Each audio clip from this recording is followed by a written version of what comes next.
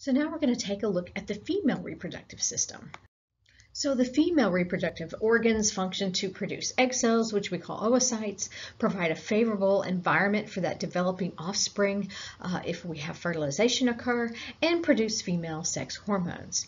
The primary female sex organs or gonads are the ovaries. We have many accessory female sex organs as well that are the internal and external reproductive organs. So here we have a sagittal view here. We can see many of the portions of the female reproductive system. Here we have the uterine or fallopian tubes, and below that is the ovaries or the eggs as we typically call them. And then we have the uterus here, which will house the developing fetus. Please be sure to not confuse that with the urinary bladder here because they are close in location, which is why when you're pregnant you can really have urgency due to the baby inside basically stomping on your bladder. And so here we have the location of the urethra, the clitoris, the labium minus and majoris, and the vaginal orifice here. Inside then we also have the vagina. Ovaries are paired structures. They are solid oval structures that lie on the lateral wall inside the pelvic cavity. You can see these here. There's the left ovary there and the right ovary there. We have several ligaments that hold each ovary in place, and so these can be confusing. So coming from the uterus here, we have the round ligament. The largest of the three ligaments is the broad ligament, and it is attached to the uterine tubes. Okay, and you can see look how wide it is. It's attached to the uterine tubes and the uterus. So pay attention to the location of the attachments, and that's going to help you in lab. Then we have, let me erase some of this here. Then next we have the suspensory ligament, which suspends something. If you're suspending something, you think of something being suspended from the roof, okay? And so you can see that is up here suspending the ovary from the upper end, okay? And then the ovarian ligament is round, cord-like thickening of the broad ligament. So it's attached to the broad ligament. So pay attention to those locations there, and that's going to help you in identifying these in lab. So just like the testes in males, the females also have to have a descent of the ovaries. And so they develop from a mass of tissue which lies just behind the parietal peritoneum. And they're going to send to locations just below the pelvic brim, and then they're going to remain attached to the lateral pelvic wall. So the tissue of an ovary is divided into the inner medulla here. You can see this is on the inside, the inner medulla, and the outer cortex here. The ovarian medulla is composed of loose connective tissues, blood vessels, nerve fibers, and some lymphatic vessels. And then the cortex is made of more compact tissue and is much more granular in appearance because it has little masses of cells that we call ovarian follicles. So we're going to look here at how these follicles develop. And remember, this is a bit different than men. So in early development, similar to males, primary oocytes here are going to undergo meiosis and then stop and not continue until puberty begins. When primordial follicles develop, no new ones appear, however, so that is different. So they decline in numbers from birth until only about 400,000 remain. So you are born with all of the follicles you ever had, whereas in a male, they were able to split and retain a constant, fresh, so to speak, supply of primordial features here, okay? And so you're born with all the follicles you ever have.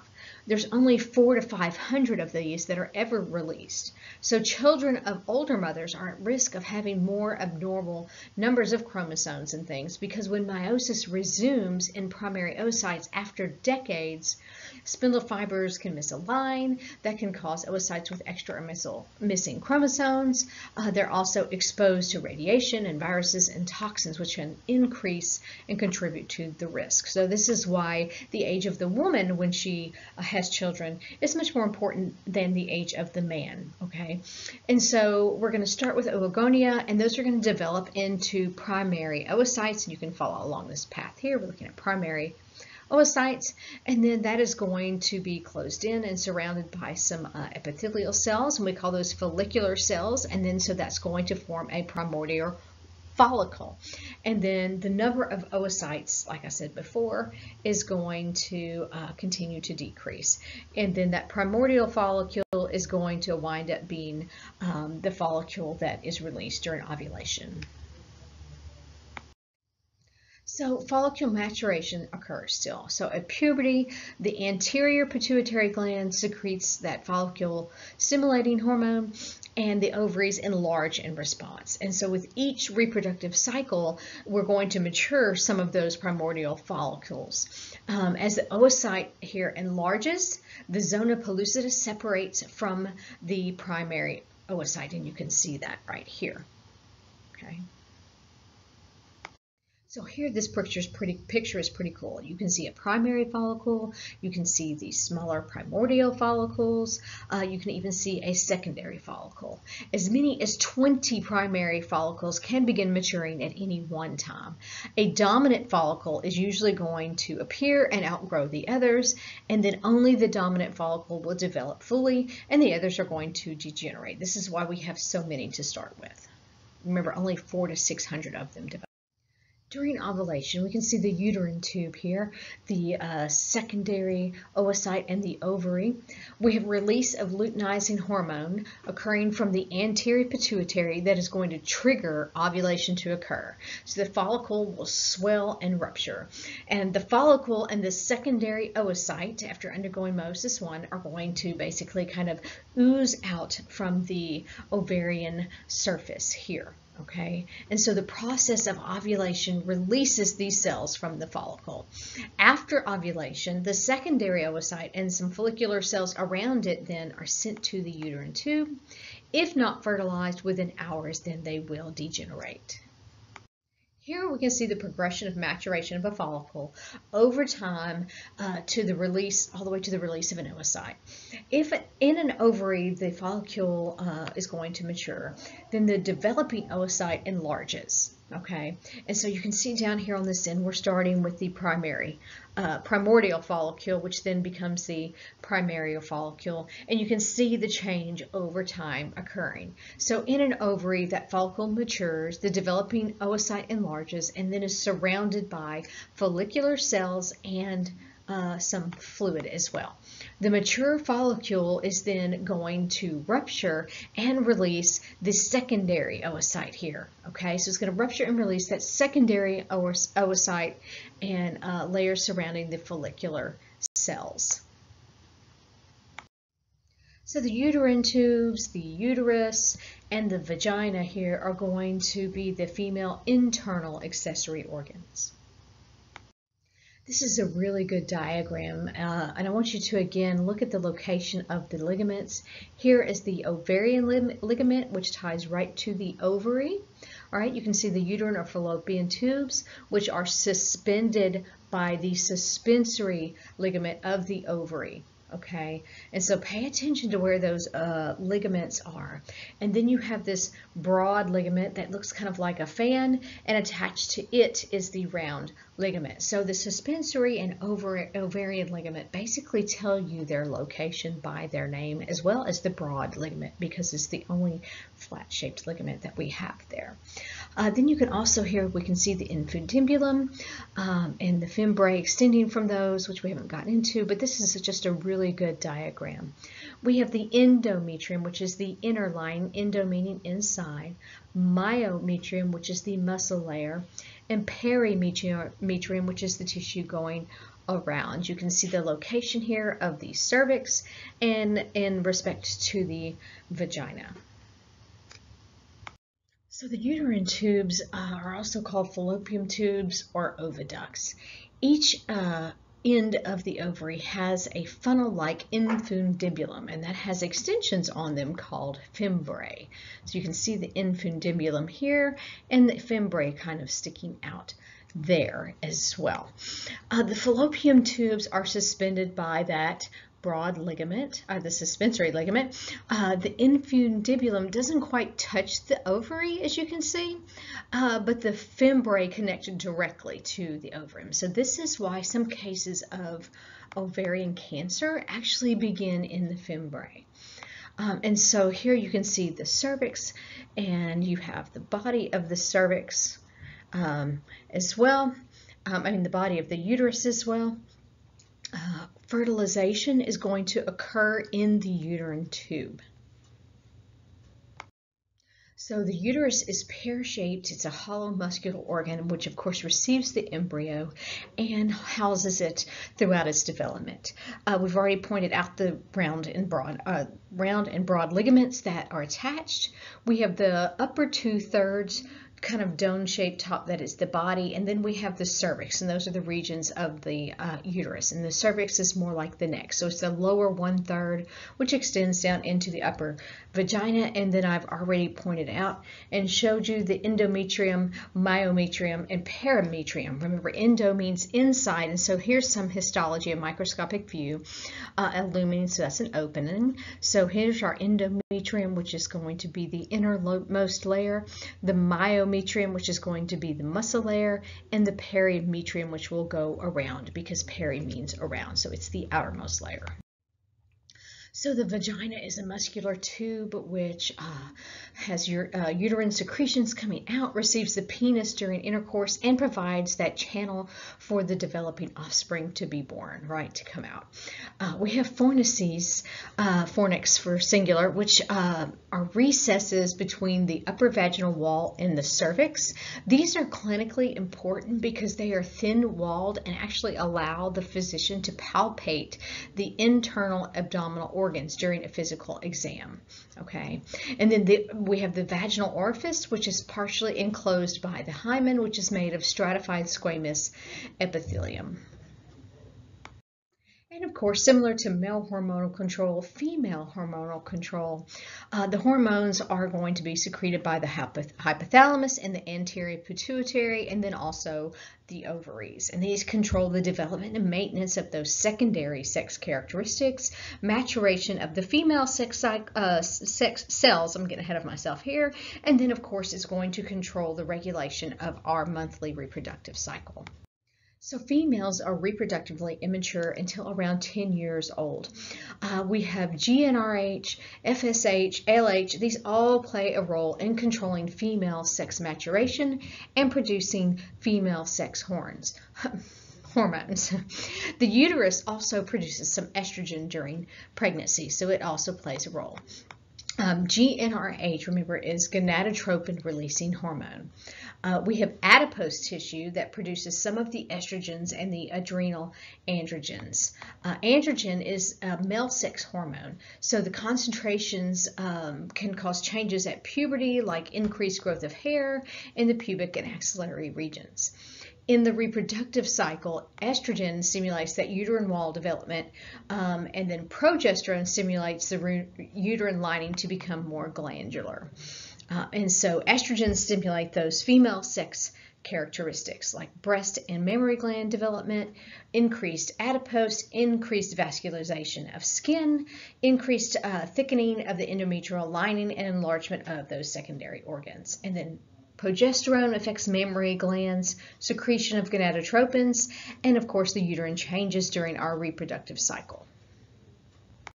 So briefly going over this, you don't have to have large detail on this, but control of secondary sex development here. Estrogens are going to inhibit LH and FSH, okay, LH and FSH, luteinizing hormone and follicle stimulating hormone during most of the reproductive cycle, except during egg cell production and ovulation.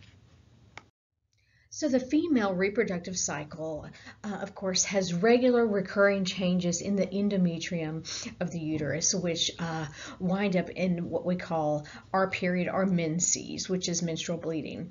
Menarche actually occurs when the ovaries and other organs mature and respond to hormones. And this is our first cycle, menarche, which occurs generally around 11 to 12 years, but can be as young as 9 years sometimes.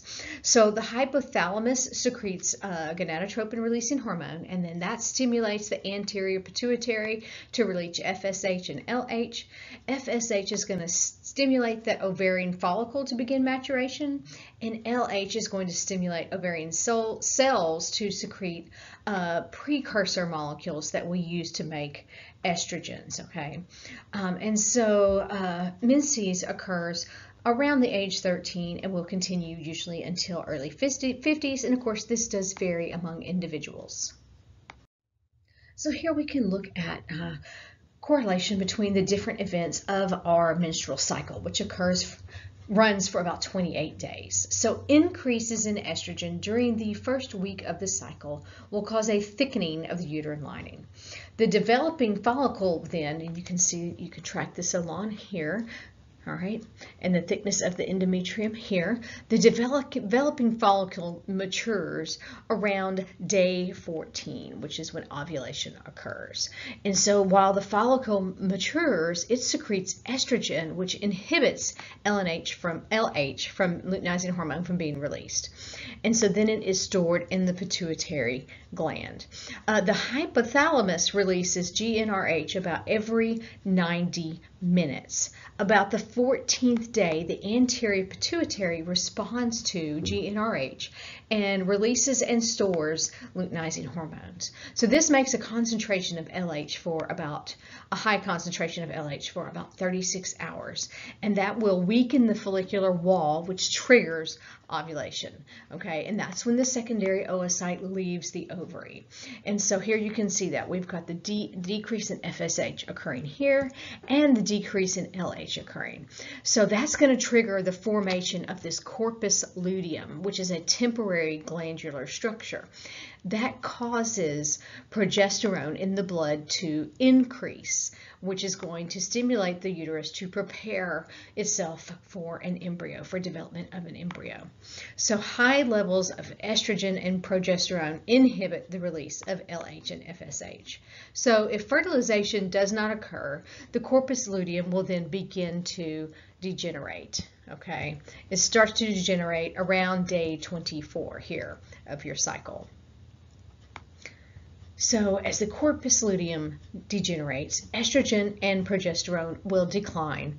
That is, you can see that here. Oh, the decline of progesterone right there. And endometrial blood vessels will constrict, and look at what's occurring to the endometrium here, reducing the oxygen and nutrients that go to the endometrium, and so it dies and begins to slough off and shed off. Blood also leaves from damaged capillaries, and this is what we see as a result of our menstrual flow, is what we see, okay, around the 28th day.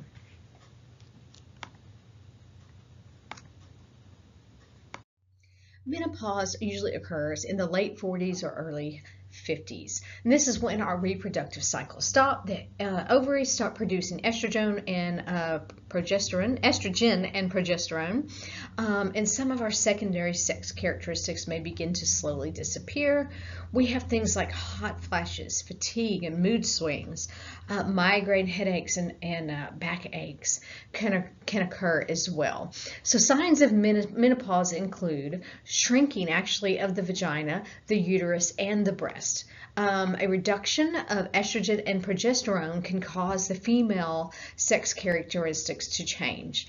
And so the epithelial lining of the urinary and reproductive tracts can get a little bit thinner.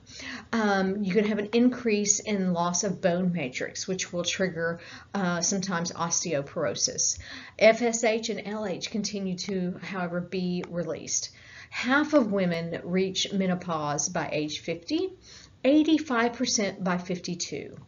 20% of the lucky gals have little or no symptoms, and half of women will have vasomotor symptoms like hot flashes, okay? Hormone replacement therapy can alleviate symptoms, but hormone replacement therapy is also correlated with a very increased risk of breast cancer, so it should be avoided if possible. And this actually is also for synthetic or natural hormone therapy. So the mammary glands in the breast are also accessory organs of the female reproductive system. And these are glands that are specialized to secrete milk following pregnancy. The nipple of each breast is surrounded by the areola, which is the circular area of the darkened pigmented skin. So a mammary gland is composed of 15 to 20 irregularly shaped lobes. Each lobe contains glands, and that's the alveolar glands. Those are drained by alveolar ducts here that lead to the nipple and open to the outside. We have dense strands of connective tissue that form these suspensory ligaments that help to support the breast. Mammary glands in males and females are actually quite similar. As puberty is reached, ovarian hormones will stimulate the development of the glands in females. Fat is deposited so that each breast has adipose tissue except in the areola. All right, so some of you are probably already familiar with some of these concepts about birth control, and this is how we can voluntarily regulate how many children we have or how often we conceive. This requires a method of what we call is contraception, which helps us to avoid fertilization after sexual intercourse or prevents implantation. And so some of these methods include coitus interruptus, the rhythm method, chemical or mechanical barriers, combined hormonal and injectable, and then IUD. So we're going to look at some of these. So you may not be familiar with the term coitus interruptus, but what that is the practice of pulling out, is what most people call it, withdrawing the penis from the vagina before ejaculation, preventing sperm from entering into the female reproductive tract. We can also have the rhythm method, which is quite complex, and you have to measure body temperatures and track these and abstain 2 days before and 1 day after ovulation. And so you have to regulate your basal body temperature, and so this requires a lot of work. Mechanical barriers are things like diaphragms, condoms, or cervical caps, and then chemical barriers are going to be spermicides like a cream, a foam, or a jelly, and those are usually used in conjunction with a mechanical barrier. So combined hormone contraceptives deliver estrogen and progesterone to prevent pregnancy. Most commonly used are oral contraceptives that contain synthetic estrogen and progesterone. These chemicals will disrupt the secretion of FSH and LH, which stop follicle maturation and ovulation. They also can interfere with the buildup of uterine lining so that you cannot have implantation occur. Hormone contraceptives are quite effective. Some of these include a flexible chemical ring, which is the NuvaRing, okay, a plastic patch, which would be like Ortho-Evra, or an oral pill, like Orthonovum 777, but we also have combined hormones like the mini pill, which only contain progestin. We can also have injectable contraception in the form of medroxyprogesterone acetate. This stops maturation and release of secondary oocytes and alters uterine lining. This, however, can cause a lot of weight gain and various other symptoms for many women. We then have the IUD, which releases levonorgestrel, which can work for up to 5 years. It's 99% effective and prevents fertilization. I have always had mixed feelings about the IUDs because when they first came out, they tended to travel a lot, and so they were taken off the market because they were dangerous. Today's IUDs are supposed to be much, much safer, and so these interrupt implantation of a blastocyst. They can be spontaneously expelled. They can produce abdominal pain or excessive bleeding. And like I said, these still can move a little bit. There have actually been babies born with IUDs attached, which is kind of scary. So surgical methods are things like a vasectomy or having your tubes tied, which now they cut and tie almost every time, which is tubal ligation. So in a vasectomy, the vas deferens is basically you clip it and you cut out a portion of it. So it's partially removed and has very few side effects. It just takes a couple days to have done. Well, actually, it just takes a couple hours, really, to have done. It takes a couple days to recuperate recuperate, but it takes a few weeks for sperm to clear out. So you have to go back and be sure and get it checked that all your sperm has cleared out. And then a tubal ligation is where the fallopian tubes are cut and tied so that sperm cannot reach the egg cell. Here are just some illustrations of these different types. In the top, we have a male and female condom. We have on B here on the left is a diaphragm, and then next to that over here, you're going to have spermicide, which comes in the form sometimes of a film, sponge, suppositories, and gels. These are usually used and most effective when used in conjunction with condoms. And then is your oral contraceptive and the IUD. So here is a look at what occurs with a vasectomy and with a tubal ligation. Here in A, you can see they cut and tie off the ends of the ductus or vas deferens. Rarely when they do these surgeries, well, let's go ahead and look here, you can see that they cut and ligate the uterine tubes. They used to just tie them, and even sometimes when they cut and tie them, they have found occasionally if they're not shortened enough, they have grown back together. And I actually had a friend that had that happen. I don't remember if it was just tied, but I think it was cut and tied, grew back together, and she had a tubal pregnancy and wound up in the emergency room. So it's very important to get these done adequately, and they actually can reverse these now, but you want to be sure when you do this that you are done. And this is a good permanent way to avoid hormones and to control how many children that you have. So we don't get into too much detail into sexually transmitted infections or diseases here. We will in microbiology, probably more than you would ever want to know about them. But we do call them STIs now instead of STDs because you can be infected without developing symptoms of the disease. It's just a technicality. Symptoms include things like burning during urination, pain in your lower abdomen, having a fever or swollen glands. More obvious symptoms are going to be things like discharge coming from your vagina or penis, pain, itch, inflammation in the genital area, sores, blisters, rashes, even itchy and runny eyes. Complication, you can have a complication of things like gonorrhea and chlamydia called pelvic inflammatory disease, which can cause scarring of the tubes and possibly infertility or an ectopic pregnancy if bad enough. So it is very important, especially for females, to go in and get checked if they have any of these symptoms.